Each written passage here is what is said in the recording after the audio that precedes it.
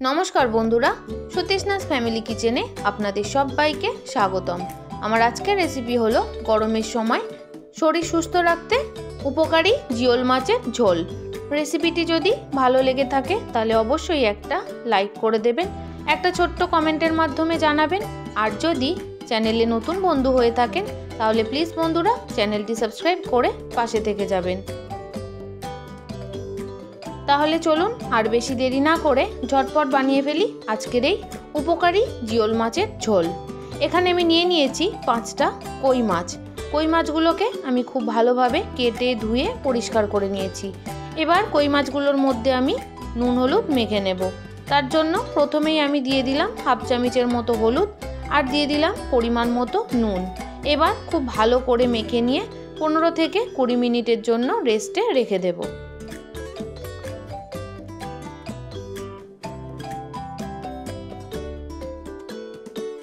गरमेर समय शरीर सुस्थ राखते अवश्यई किन्तु एई धरनेर हालका पातला झोल आमादेर शरीरेर पक्षे भीषण उपकारी।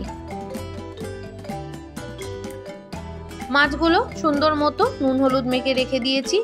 एखाने आमि निये नियेछि किछु सब्जी, नियेछि एकटा काँचा पेঁপে, दुटो काँचा कला और नियेछि 3টে छोटो साइजेर आलू। এই সবজিগুলো ছাড়াও আপনারা আপনাদের পছন্দ মতো আরও সবজি এর মধ্যে অ্যাড করতে পারেন। এবার আমি সবজিগুলো কেটে নিচ্ছি।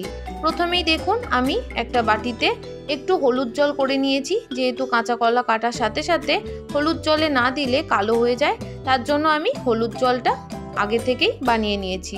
এবার আমি কাঁচকলাগুলো একটু সরু সরু করে কেটে নিচ্ছি। কাঁচকলাগুলো কেটে আমি একদম হলুদ জলের মধ্যে দিয়ে দিচ্ছি। সাথে আমি কেটে নেব পেঁপে। পেঁপে আমি এখানে অর্ধেকটা পরিমাণ দিয়েছি।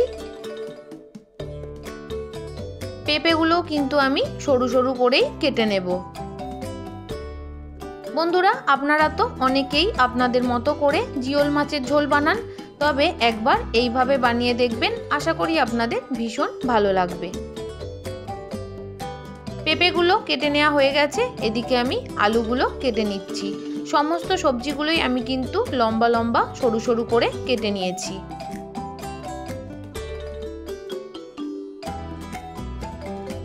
আমি এই জিওল মাছের ঝোলটা কই মাছ দিয়ে বানিয়েছি। আপনারা চাইলে শোল মাছ, ল্যাঠা মাছ, শিঙি মাছ, মাগুর মাছ যে কোনো ধরনের জিওল মাছ দিয়েই কিন্তু বানাতে পারেন।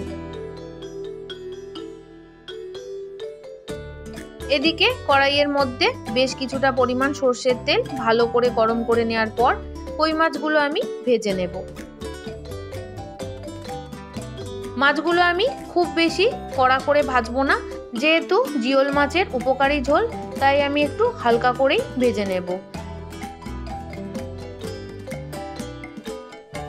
যে কোনো মাছের উপকারী ঝোল বানালে কিন্তু মাছগুলো একটু হালকা করে ভেজে নিলেই তার উপকারটা পাওয়া যায়।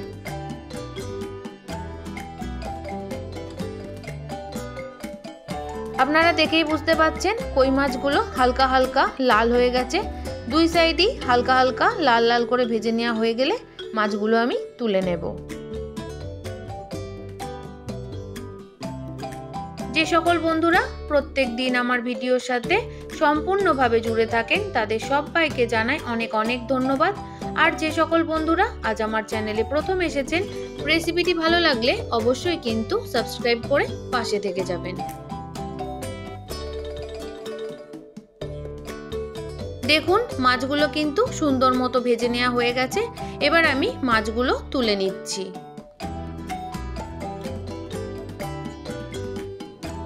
মাছগুলো তুলে নেওয়া হয়ে গেলে ওই তেলের মধ্যেই প্রথমে আমি কাঁচকলাগুলো ভেজে নেব। কাঁচকলাগুলো একদম লাল লাল করে ভেজে তুলে নিতে হবে। আমরা সকলেই জানি যে জিওল মাছ ভীষণ উপকারী, তাই গরমের সময় অবশ্যই এই ধরনের হালকা পাতলা ঝোল বানিয়ে খাওয়া আমাদের সকলের পক্ষেই ভীষণ ভালো।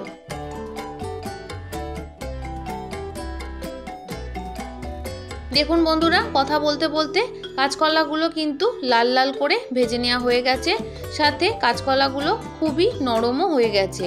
এবার আমি কাঁচকলাগুলো ভালোভাবে তেল থেকে ছেঁকে তুলে নিচ্ছি।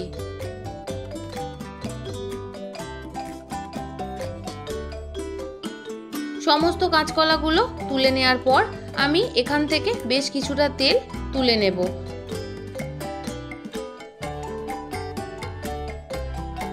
দেখুন বন্ধুরা, আমি বেশিরভাগ তেলটা তুলে নিয়েছি। একদম অল্প পরিমাণ তেল আছে। এর মধ্যে আমি ফোড়নে দিয়ে দিলাম হাফ চামচের একটু বেশি 5 ফোড়ন। এবার আমি কেটে রাখা আলু আর পেঁপেটা দিয়ে দেব। পেঁপে আর আলু যেহেতু সেদ্ধ হতে একটু সময় লাগে, তাই পেঁপে আর আলুটা ভাজার সময়তেই পরিমাণ মতো নুনটা একেবারেই আমি দিয়ে দেব। সাথে আমি হলুদটাও দিয়ে দেব।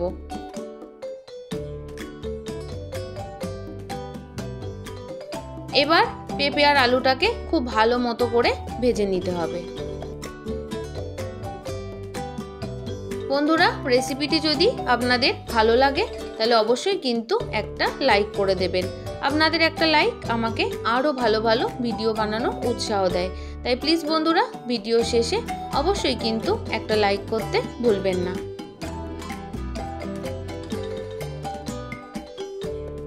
গ্যাসের ফ্লেমটা কমিয়ে দিয়েছি। আলু আর কাঁচকলাটা ভাজা হতে থাক। এই সময় আমি একটা মশলার পেস্ট বানিয়ে নেব।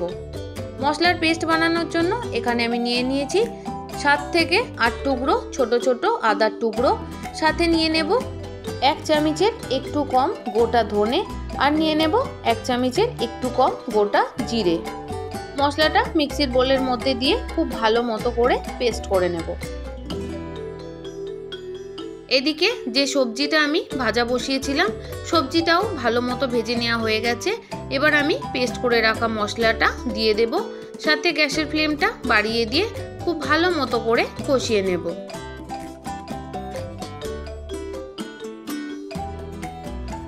বন্ধুরা, এইভাবে জিওল মাছের ঝোল আপনারা অনেকেই বানান, তবে আমি যেভাবে বানাই সেটাই আমি আপনাদের সাথে শেয়ার করছি। দেখুন বন্ধুরা, মশলাটা কষাতে কষাতে অনেকটাই শুকিয়ে গেছে। এবার একটু ভাজা ভাজা করে নেব। যতক্ষণ না পর্যন্ত কাঁচা আদার গন্ধটা চলে যাচ্ছে ততক্ষণ আমি ভালো মতো করে কষিয়ে নিচ্ছি। জলটা পুরোপুরি শুকিয়ে গেছে। এবার আরেকটু নাড়াচাড়া করে নেওয়ার পর আমি দিয়ে দেব পরিমাণ মতো জল।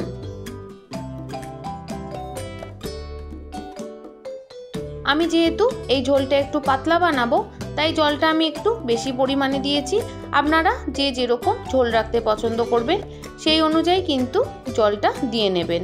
তবে জিওল মাছের পাতলা ঝোলটাই বেশি ভালো লাগে।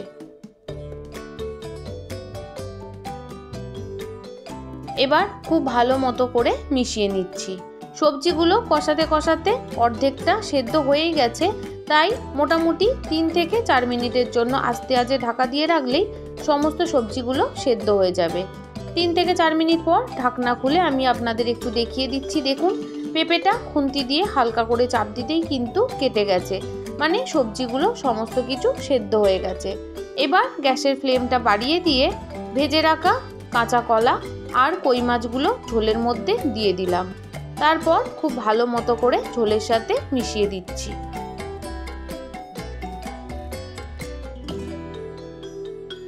দিয়ে দেব ঝালের জন্য 4টে চেরা কাঁচা লঙ্কা।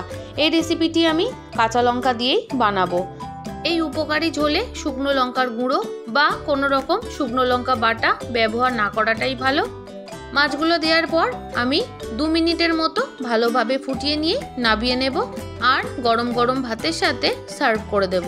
তাহলে বন্ধুরা, জিওল মাছ বা কই মাছের সবজির ঝোলের রেসিপিটি আপনাদের কেমন লাগলো অবশ্যই কিন্তু কমেন্ট করে জানাবেন। ভালো লাগলে অন্য বন্ধুদের সাথে শেয়ার করে দেবেন। আমার সাথে এতক্ষণ জুড়ে থাকার জন্য আপনাদের সবাইকে অসংখ্য ধন্যবাদ। আপনারা সবাই ভালো থাকবেন, সুস্থ থাকবেন।